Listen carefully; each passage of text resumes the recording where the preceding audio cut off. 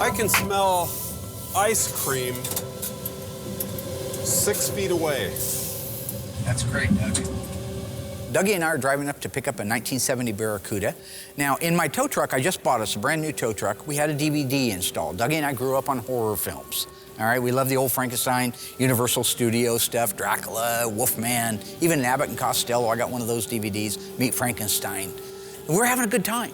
We take off, got a nice fresh cup of coffee. Everything is fine until Dougie starts being Dougie. We're watching Night of the Living Dead. Let me be clear. Dougie has seen Night of the Living Dead 1,000 times.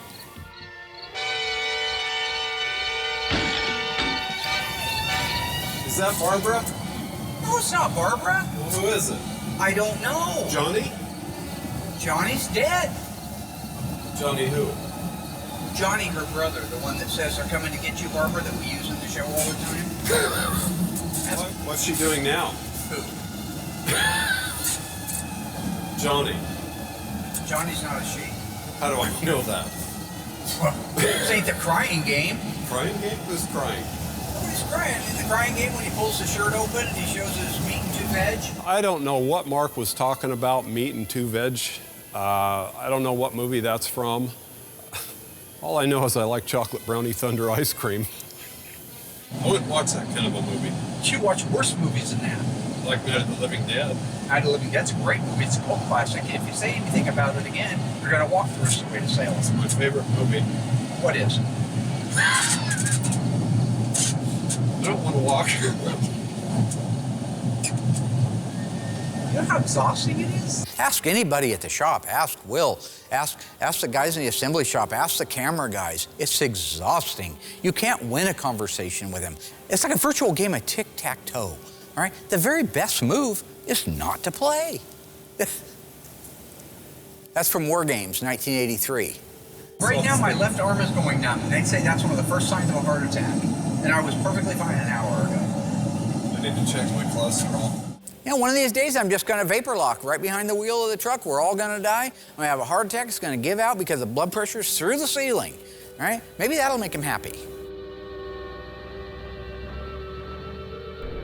They're coming to get you, Barbara. Buried deep in the Pacific Northwest, one team in Springfield, Oregon, takes on the impossible, finding dead Mopar muscle and bringing it back from the grave.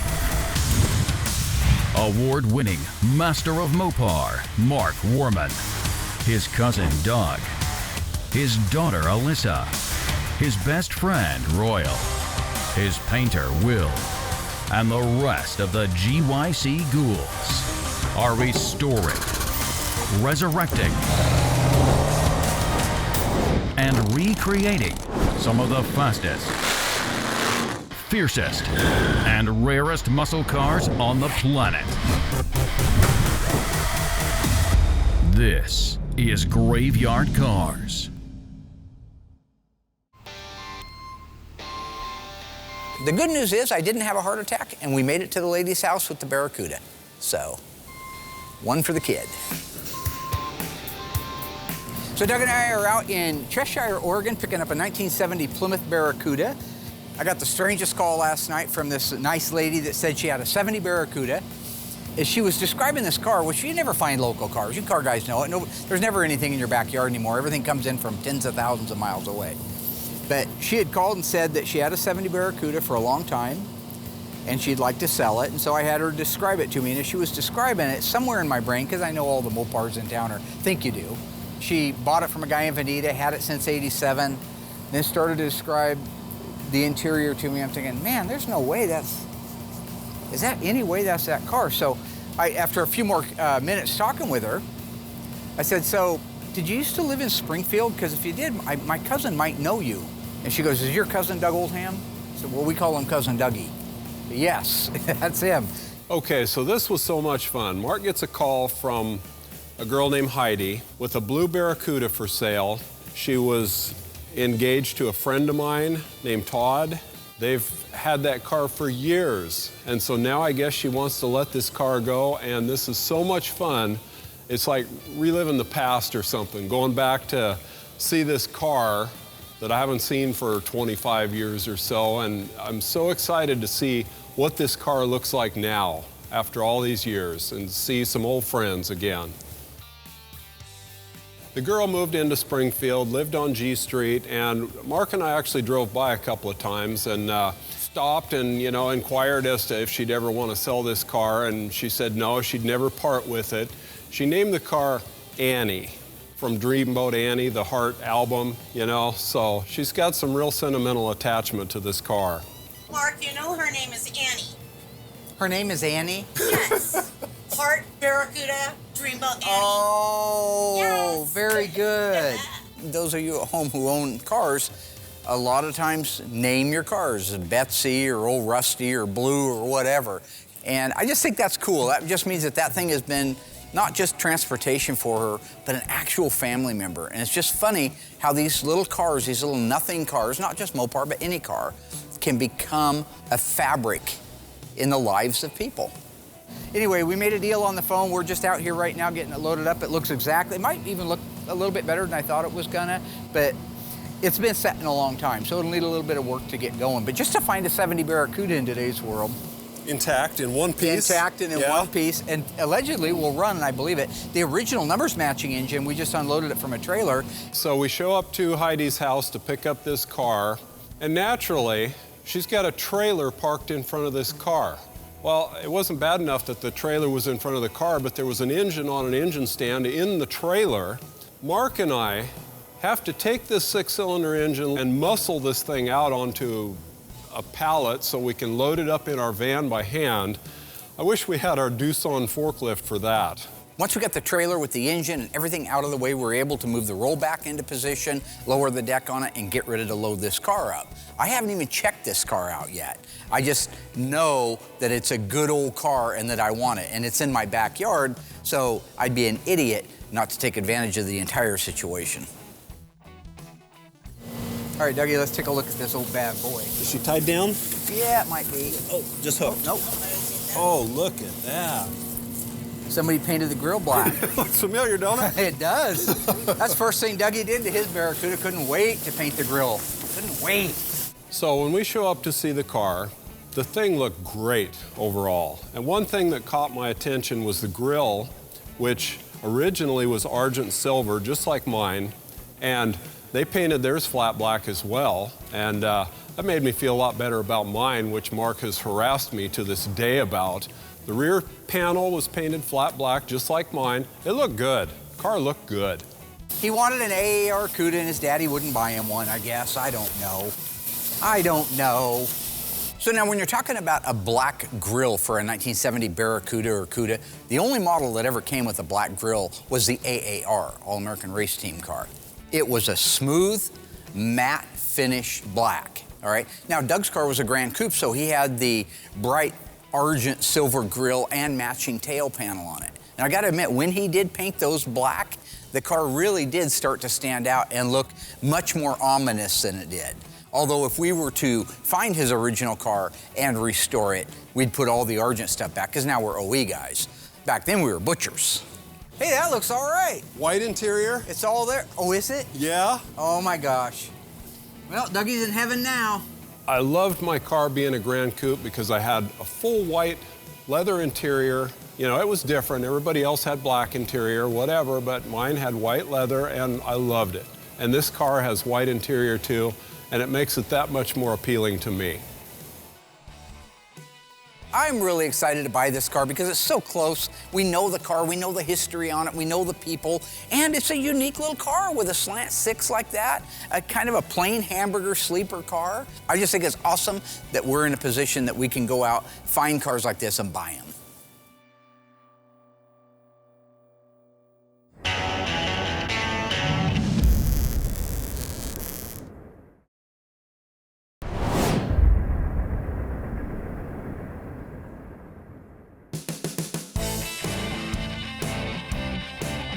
In 1970, Plymouth made 179 383 4-speed convertibles. And this is one of those cars. My favorite option on this car is the hood blackout. Sorry, Will, that's actually V21. Victor 21 is the correct sales code for that. And it's not called hood blackout. It's called performance hood treatment. All right? You know, you're swinging a big one out there like you're the man, and you ain't the man. Everybody want to be the man. Nobody want to be the man. Now, why don't you ask those questions?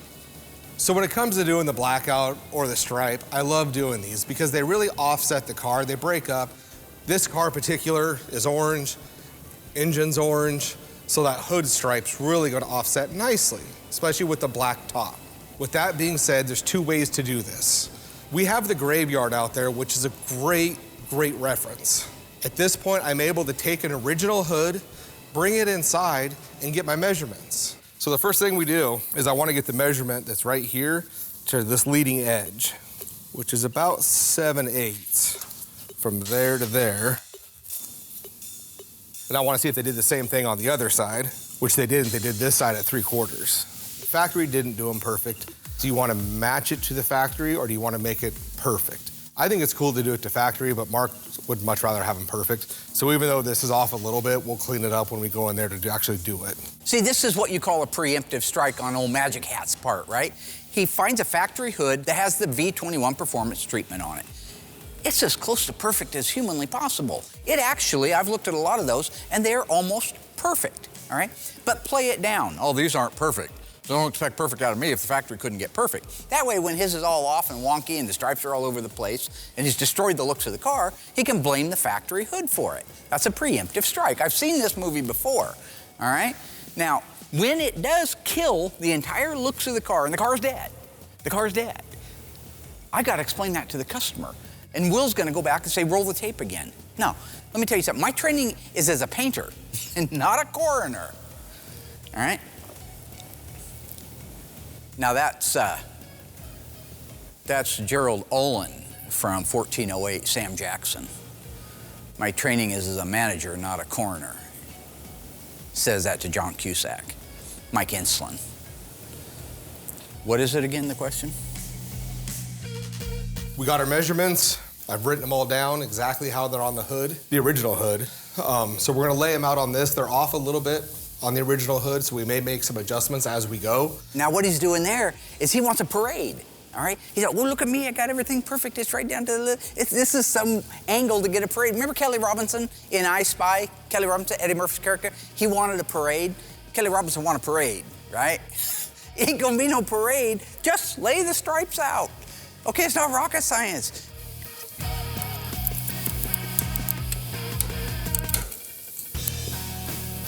I Spy is where Gondars come from. The world famous Gondars. You see a lot of hashtag Gondars. That's from me, right? I'll be in the shop just walking through and I'll say, Gondars! Gondar! You're a real player, Mr. Gondars. Hold me close, a tiny dancer. Right, Tiny? You know, Mark really shouldn't be picking on me when it comes to laying these stripes out. He used to do all the stripes because if they're off a hair, they stand out so noticeable that I wanted no part of them. But I've been doing it for so long now. I love the detail process of it. He knows I'm a good painter. He knows there's no reason to pick on me at all. And I execute doing these stripes to perfection every time. In the past, there's never been anybody that can lay out stripes like I can. Now that is an absolute untruth. If your rectal smoke detector is going off at home, folks, that's because Will's blowing smoke up your ass. I had a guy working for me years ago that did a beautiful job laying out the stripes. In fact, it was the very first season, which you can watch over on our YouTube channel. Bunsen burners, nice little earners. Not the point. Point being, he did a gorgeous job. It's the FC7 Inviolate 70 Roadrunner. There was a 2-owner car that we did for the guy that I actually ended up buying Emma's Super Bee from. Okay, so if you go back to then, if you watch him lay those out, they're absolutely beautiful. The only problem with that guy was he was always jacked up on tuna, right? He had some kind of obsession with tuna. So he's always eating it out of a can, because he wanted to be bodybuilder, you know, fruity pie guy, and he always eating the tuna, eating protein, low fat, whatever, right? But all he did was he worked his biceps. He didn't even work his neck or anything else. He had kind of a wide chest, and he worked his bicep, and all of a sudden, like a super bodybuilder. He looked like Big Dog from Looney Tunes, if you watch that. You know, there is no do-over when you do these stripes. It's not like when you're doing a decal. If you don't like the way it lays out, you can just peel it off and start over. When it comes to painting them, you got one shot. So after I lay them all out, I double check my measurements, because once it's painted, if you unmask it and something's wrong, I'm repainting the hood, I'm repainting the cowl, and I gotta start with the color and start the whole process over. So there is no do-over. It's gotta be very meticulous from start to finish.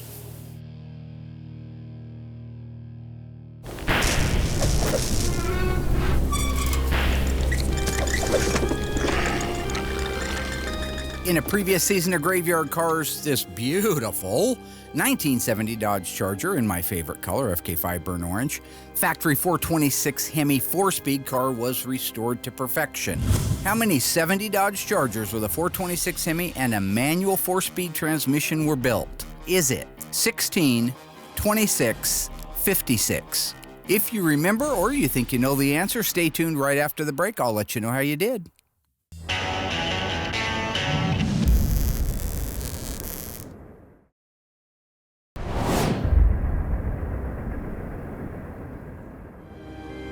All right, ghouls, welcome back on our beautiful FK5 Burnt Orange 1970 Hemi Charger RT. How many were built with a 4-speed?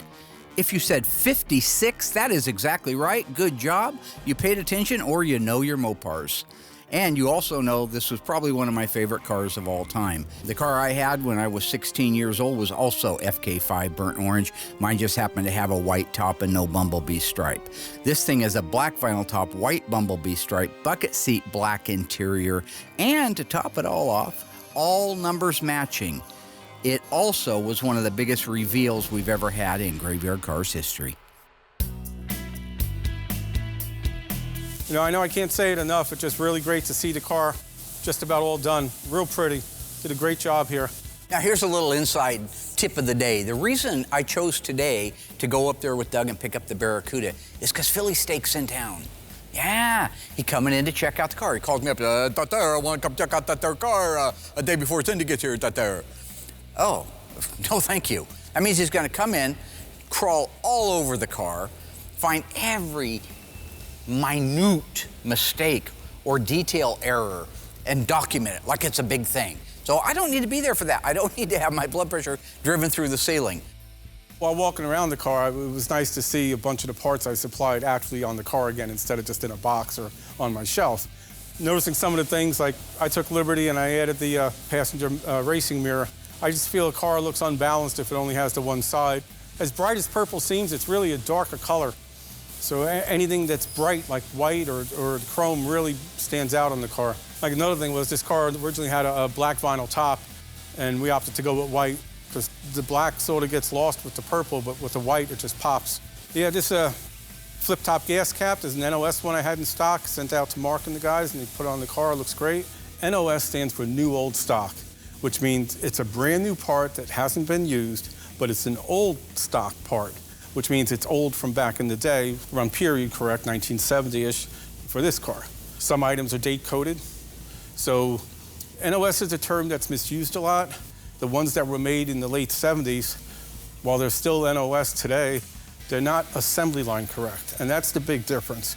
And there were certain parts that were supplied even back in 1970 that weren't correct and true to the assembly line parts, because the different vendors made them. Maybe one vendor supplied the assembly lines and other vendors supplied the parts chain. And also too, there's variances, like I make the thermostat housings. And there it is, folks, the gratuitous Tony's Mopar Parts plug. Can't do a bit without that. I have about 10 different examples of different fonts used and sizes on those, probably because it was such a commonly used part. It's sad, man. It's just sad. Don't see me grubbing for money on TV. Your coin, your Bunsen burners, to make some Bunsen burners, nice little earners. Which you can watch over on our YouTube channel. Bunsen burners, nice little earners. You know what I'm saying?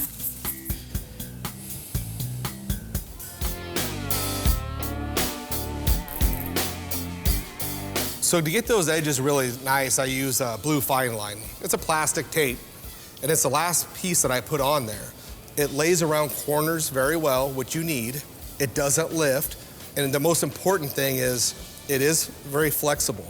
So you don't want to pull it, because if you pull it, it'll kind of hourglass on you and make your stripes do this. So you can run that tape stripe all the way down to the edge of the hood, go right around the corner, pull just slightly. Lay that tape down, run your thumb along the back side of it so you got good adhesion, go around any corners, make any pattern you want, and it'll do it without lifting. It gets kind of tricky because you get your outline done so you can see what you have. And then you have to go, okay, what goes black, what goes orange, what goes black. So what I do is I draw it out on a piece of paper, and everything that goes black I scribble in. And then I tape that piece of paper to the edge of the hood so I have a reference, because you do get kind of lost sometimes. So once I have one side done perfect, I'm able to duplicate that on the other side, and we're ready to go. Once all the taping is done, I grab my 36-inch paper off all the edges. Once the paper's all done, I cut a piece of plastic, covers the rest of the car from overspray, and then at this point, I'm ready to paint it.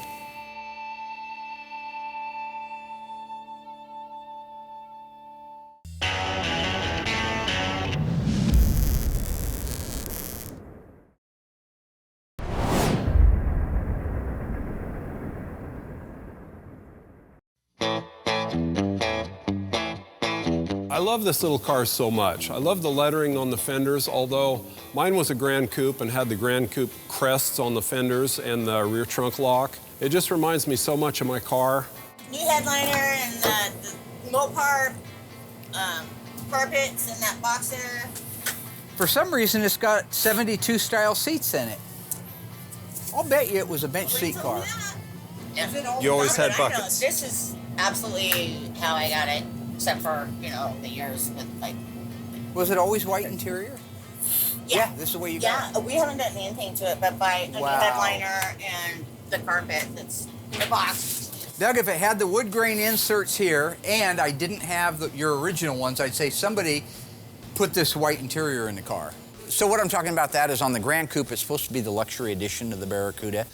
On the trim panels, normally in this recess, it's just the vinyl. You don't see anything. It's whatever the plastic trim panel. On a Grand Coupe, they made a really neat contoured wood grain insert, and it really does richen up that interior. How about take a load off, Annie? Take a load for free. Yeah. Take a load off, Annie. Wait for it. You put the load right on me. Oh my gosh, he's trying to dance there. It was a blue interior. I think it's pretty interesting that this car had a blue interior and they changed it out to white. My car had white interior and naturally they had to change it out to black interior. I don't understand why people can't be happy with what they have. Now, we talk a lot about how this little Barracuda is similar to Doug's. That's mostly because it is just a Barracuda and not a Cuda model, which you guys see a lot of on graveyard cars. It's got the flat hood, and so that immediately brings up that feeling of Doug's old car. But where Doug's car is considerably different than this car is on that fender tag. And I don't want to go down that rabbit hole too far, but his was a very unique car that I believe in my heart was one of one. It was a 318. It was a 4-speed. FY1 lemon twist yellow, right? White leather bucket seat interior, overhead console. Yeah, my car had a lot of options. I guess I didn't appreciate it the way I would now. It did not have a vinyl top. That's why it's FY1 up higher. It was AM 8-track, light group car. This thing was loaded, and it was a Y14, meaning somebody actually ordered that car. So to me, in my mind, that very likely was a one-of-one car. And the truth is, I actually know where that car is. Taillights look great. The chrome's good on them. Real nice detailing job with the black around the taillights. Body's real nice and straight, too. You know, to the good body work that was done, which was very little needed because this is all original sheet metal on the car. Tony is right about the car. This was a California car, so it wasn't rusty. There was a couple of patches in the bottom of the quarter. I think we had a small patch in the driver's floor, but the rest was good, solid, all original metal on it. The right front corner had been tapped at some point, so we had to do a little bit of work to the right inner fender, but otherwise, really great, solid car. But the rest of it's all original stuff, so it aligns like it's supposed to, and hopefully it was a lot easier to work with to get to be straight. Ah, the plot thickens, see? What Tony's doing right now. I thought it was weird that he'd compliment the car. So what it is Tony and I are good friends. So I just charge him my cost on stuff, right? I don't mark it up because he's my brother. He does the same thing for me, all right? So what he's doing is saying how mint condition everything was on the car. How like the car didn't need anything and it came out so flat and not wavy and it's just beautiful, right? That's because it's playing down. It's kind of like a wheel. It's a preemptive thing. Play it all down. So when I turn in the bill and say, listen, we had 120 body hours. How'd that there? You have 120 hours. It was a mint, condition. There, give me another sandwich. Is he starting to sound like Yogi a little bit? Hey, Marco. Another liberty we took with the car, Cindy liked it, and I like them too, is the Krager wheels. A liberty, he says. That's a really nice way of saying butchering. This isn't a Krager SS. It's very similar looking. It's the closest thing that Krager makes to like a torque thrust wheel. And I like to look at these a little bit better than the SS. Now, I do have to agree with Tony on the wheel choice. First off, it's a great looking wheel, all right? This is a Krager wheel. I think it's a 610C.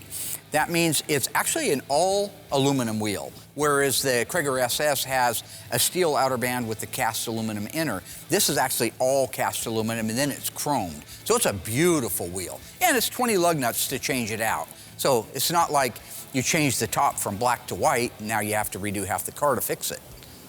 Butcher. God, I wish Darren was here to see this. He would just have a field day with it. Where's the shifter booter? What's the deal? Didn't restore the car, Darren. Is this missing some trim here? He wanted those taken off. What's the deal with the tips? He wanted the 71 to 74 tips on it. So it's usual you never quite finish them even when they go. No, I didn't Darren, get that's how paid the to do a car came out. restoration. It's a collision job. I understand that. And this was an NOS mirror. I sent them out for the driver's side also. There's another liberty I took, or a couple really, on the interior. Another liberty? Ellis Island doesn't have that many liberties. I don't understand, why didn't we just build him a tribute car? He could have saved a bunch of money and invested in a sandwich shop or something. It's just, what's happening? It was a bucket seat car with a 6-way seat, which is nice, but there's nothing more comfortable than a bench seat in an E-body. And the only way you could get that from the factory is if it was a column shift car. Well, the column shift car is somewhat boring, you could say, and we changed interior color to white instead of black for the same reason that I mentioned prior, for just the white just stands out so much nicer. He's gonna pick on me for not having a washer underneath the wing nut on the pie tin. And he's changed the interior from black 6-way bucket seats to a white bench? Physician, heal thyself, right? I don't want to get all biblical on everybody, but come on, man. Luke 4:23.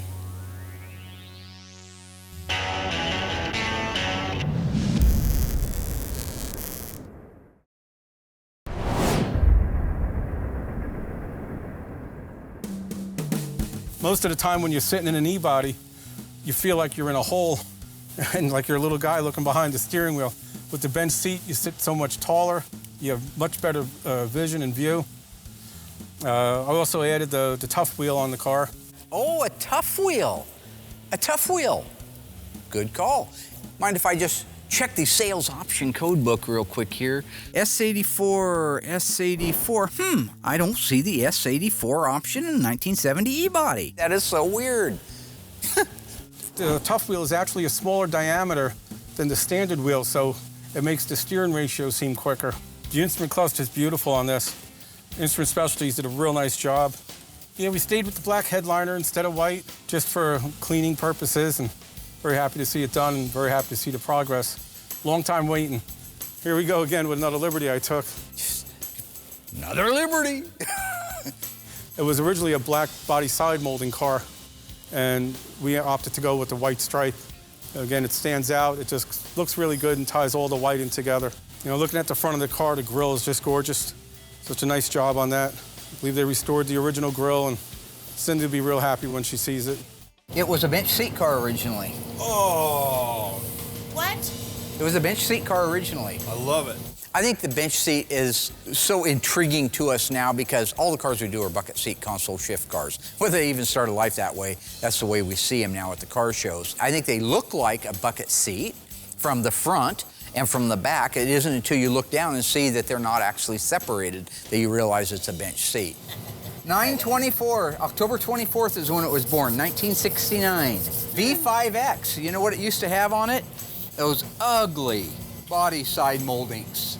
You know, these body side moldings, the V5X, they were really popular. I understand that the point behind them was to save door dings on the side of the car, but it's ugly. So what would you rather have, a few door dings on the side of your car or this ugly molding that looks worse than any door ding in the world?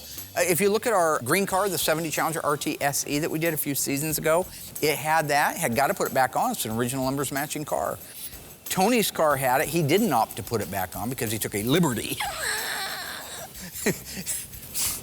to get rid of that. You know, this little Barracuda really didn't have any options on it. It was probably the cheapest car on the lot back in the day. No vinyl top, it had a bench seat, column shift, it was a slant six. I mean, it really was a stripper car. Somebody must have found a 72 Cuda with a white interior and took the liberty, if you will, of installing it in that car. You see what I did there with the Liberty? It's a story arc. Okay, that's an arc. Saw it a lot in Seinfeld. Liberty.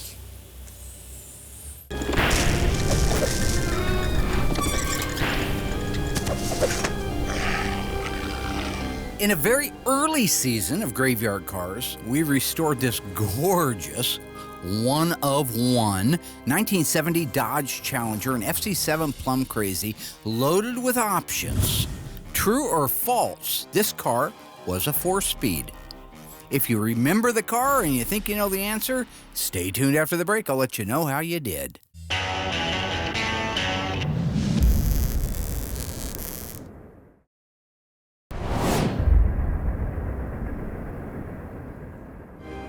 All right, ghouls, welcome back. How did you do on that one? The question was, true or false?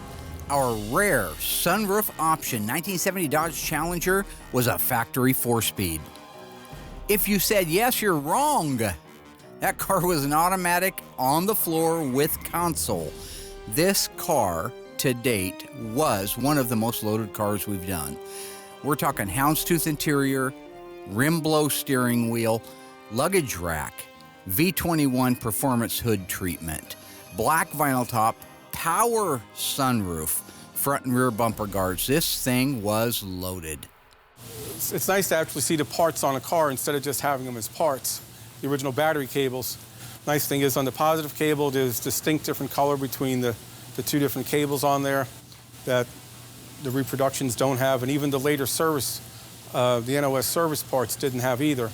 Both of those cables, the negative also is NOS. Along with the voltage regulator, that's an NOS voltage regulator, dated correctly for the car. Even the distributor, it's an NOS distributor. Did a nice job with that. Another thing that's in your face part is the upper hose. That's a correct original NOS upper hose. Real busy under the hood. I've never really had a lot of cars with air conditioning, but it takes up a lot of room. A couple things Mark made mistakes, but it's okay. That's why I'm here to help correct them. And we're off to the races. Let the games begin. The finish is wrong on the hood latch, the primary hood latch. It should be more of a brownish, greenish color. He can get that replated. And also, he neglected to put the washer underneath the wing nut for the pie tin. All the original cars had a washer underneath there, so when you spin the nut down, it wouldn't tear up the paint on the pie tin. Why don't you change that there interior over to white? Why don't you put a white top instead of a black top? Let's add a white stripe to it. Let's put a right-hand mirror on it. It's gonna be fun. Don't forget that washer. It's a wee. It's a wee. That there is a wee. But still need a couple finishing things. Obviously, the wipers aren't on yet, and the seal on top of the cowl. But that's just a quick minute to get those assembled on the car. Real pretty looking, real nice. I'm happy to see it. And also, that's an NOS heater control valve. I had sent them out, and looks like it's working because it's holding pressure. Wiper motor also. That was a new old stock wiper motor I had. A lot of these parts I just keep in case it ever comes to the point where I need them for a car. Then if the opportunity arises, like this car did, I wanted to put the right stuff on it. Not that Cindy will care when she's driving it, but I care, and they bother me, so that's why I do it. Yeah, I've got to ask Tony D'Agostino, the sandwich man, if those wheels are supposed to be blue like that. Now, what I'm talking about is a standard issue wheel. So if you didn't option any other wheels on this car, you would have got a wheel painted body color with a little poverty cap in the middle of it. In this case, We have a wheel that appears to be painted body color from the factory, but it has a full wheel cover on it. I think somebody found those and put it on. That's just what I wanted to confirm with Tony. I think originally it had the dog dish center cap, which I think is a really neat looking wheel. That's the original carpet in there. Somebody took apart a 15 years? 72 Barracuda. I've owned it since 87. Yeah? I don't know. Due to the math, I've owned it 30. See, there's the original door armrest pad. I love it. I do too.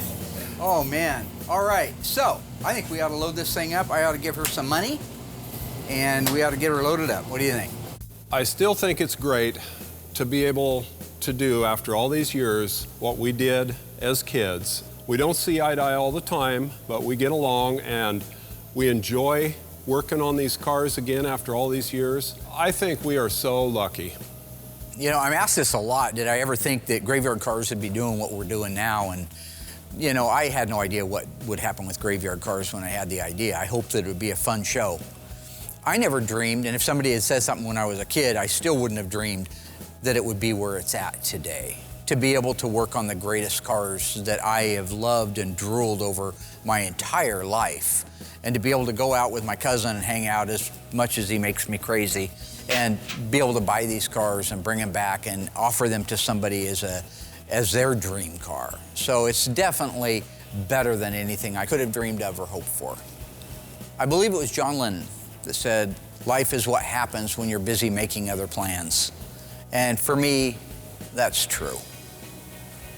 However, John also said that I am the Eggman, I am the Walrus, so I'm not sure what to believe. That was Tim Canterbury from The Office, BBC. So.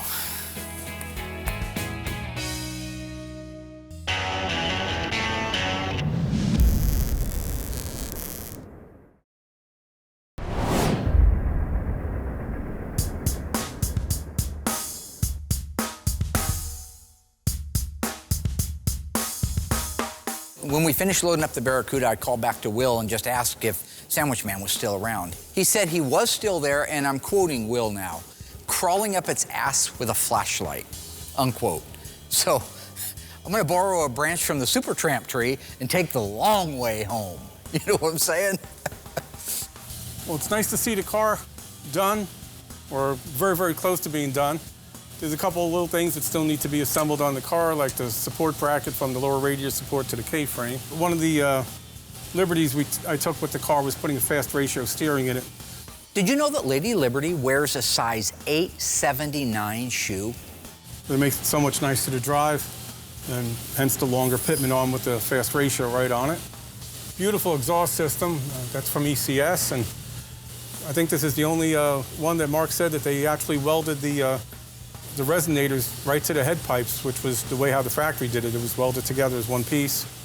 Real nice overspray on the underbody of the car to duplicate the factory on top of the gray prime. It just really blew under from the outsides of the car randomly, whatever got from the outside of the car when they were painting it on the assembly line. One of the things I had them do on this car was, this wasn't an undercoat car. This car didn't have any factory undercoating. It was a California car. It was assembled in Los Angeles plant. So because it didn't have undercoating, the way how these cars were built, the body of the car went through a big vat. And on original cars, you can see the line where that stopped, around midway up through the kick panels. So on this car, I wanted it to be like that. So I was really busting Will's chops when he was painting it, sending him pictures of how it should be in original cars and one of my restored cars. I said, you gotta copy this. You know, I'm gonna be painting your ass in this. So when it comes to the undercoating on Tony's car, and I love you, Tony, I hope you're watching this at home, it's the weird things. Because I'm the paint guy, I was like, man, he's gonna come in with his Philly and just bust my balls over the paint. So I just made sure it looks so good. And it looked so good, I didn't even get a thank you. It just looked that great. He didn't say a word. I had to ask for a compliment. But when it came to the undercoating, the part that just doesn't matter, I mean, I had to sample product after product after product, and then 4 more products. Then he sent over the schematics of how it needs to be applied, what areas, and it was miserable. So what they did was they, you know, primed the whole car like they normally would, but not do anything else. And then when they paint the body, just blow purple underneath the car, whatever got there. And it doesn't have to match left to right because they didn't do that from the factory either. So they copied that and it shows really nice in the car. Got all the drips on the torsion bars, just like they did from the factory, because They weren't painted, they were dipped into a big vat. There's a California car, emissions car, so that's why it has the third line for the vapor return to the fuel tank. Actually, Rain Man, that is not a vapor return line, okay? The vapor return line was used in 1968 to 1972 on all 440 and 426 Hemis with 3/8 main fuel line and a 1/4-inch vapor return line. What he's talking about is an N95 evaporative emission. So, oh snap! You know, coming all at me and stuff. That's crazy, man. Lost his damn mind. Yeah. Here's the resonators that are welded on. Actually, the weld job that was done duplicates the factory. And these are very nice resonators licensed by Chrysler with the Pentastar and all the markings on them. And if you notice these rear lower shock plates, they drop the shock down a little bit more than every other car except for 70E body and 70C body. I don't know why the reasoning of it was, but I know it's specific to this car. Another liberty we took with the car was... Hey, did you know that France gave us the Statue of Liberty originally? That's damn nice of them. That's 2 gifts, right? Statue of Liberty, Lady of Liberty, and a French fry. We added a factory rear sway bar that wasn't available on the 440 or Hemi cars, but came on the 340 and 383 cars, starting sometime after the AARs and TAs were built. And it really helps the car just drive that much nicer with the rear sway bar. And it just, between that and the fast ratio steering box, you know, in the modern radios, it'll feel more like a modern car driving down the road instead of a 50-year-old Wanderer. These are what they call Q clamps, where most muffler clamps or exhaust clamps have 2 studs sticking down with 2 nuts on them, and that's fine, except for when you're trying to line up an exhaust tip. You know, you're having 2 hands holding on the clamp, you can't center the exhaust tip to be exactly where it should be. And it's really critical on the E-bodies because they have to fit into the rear valance. It's a 1-bolt deal, so you would hold the exhaust tip with one hand and use the other hand to tighten up the bolt. Okay, so we got the whole entire car masked up, ready to go. It's all scuffed, sanded, everything looks really good. I'm gonna tack it off, make sure, because you can't cut and buff flat. So the way it comes out is the way it comes out. So we're gonna spray it, everything looks good. It'll sit in here overnight, then I'll kick it back to assembly, and I'm done with this car. So when it comes to cutting and buffing, especially, I mean, we do it on all the cars. It takes care of, you know, any dirt nibs, imperfections. Honestly, I mean, very seldomly will I have a run. It does happen, but you know, you just do all the paintwork cleanup in the cut and buff on a car that's either single stage or base coat, clear coat. When it comes to doing flat black or any matte finish, it's a little more tedious because the way it comes out is how it comes out. You can't have dirt, you can't have a run, because if you sand it, it's all, and then buff it, it's going to be shiny. So you got one shot to do the flat black, tack and blow it, wax and grease it, blow the booth out, blow yourself out. You walk out of the booth and you're done. And it's got to look that way. The stripe process went really well.